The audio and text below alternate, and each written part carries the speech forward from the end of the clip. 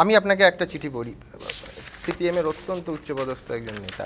সিপিএমের মহাভুল, গৌতম দেব যোগ্যতম নেতা এবং ঘুরে দাঁড়ানোর প্রধান মুখ হওয়া সত্ত্বেও বুদ্ধদেব ভট্টাচার্যকে দীর্ঘদিন মুখ্যমন্ত্রীর আসনে বসিয়ে রাখা এবং গৌতম দেবকে মুখ্যমন্ত্রী হিসেবে প্রজেক্ট করে, প্রচারের প্রধান মুখ হিসেবে প্রজেক্ট করে না নির্বাচনে যাওয়া। সাদা পাতা, একটা কাগজও লেখা নেই, আমি সম্পূর্ণ কাল্পনিক হয়ে পড়লাম। আমি শুধু এইটুকু বলছি যে নাম না করে পড়া চিঠিটা সাদা পাতার মতোই গৌতম দাস। জেল ক্লাবের পরে আরেকটি প্রাইভেট জায়গায় ও গিয়েছিল, সেখানেও বিয়ার খেয়েছিল। মরণদা, গণতান্ত্রিক রাষ্ট্রে এটা কি আপনার মনে হয় না যেগুলো আপনি বললেন ব্যক্তি স্বাধীনতার একটা নিশ্চয়ই করতে পারে উপায়, যে কেউ করতে পারে, নিশ্চয়ই করতে পারে।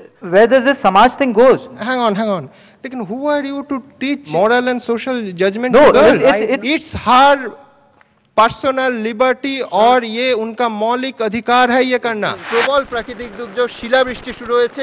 আমি দ্রুত আমার সমস্ত বক্তার কাছে যাব যে শান্তির উপায় কি। উনি নিজেই নিজের কথাকে কন্ট্রাডিক্ট করছেন। আমরা গোর্খা জনজাতির সম্মানের পক্ষে। কংগ্রেস এবং তৃণমূল আজকে যে ক্ষতিটা করলেন পাহাড়ে এবং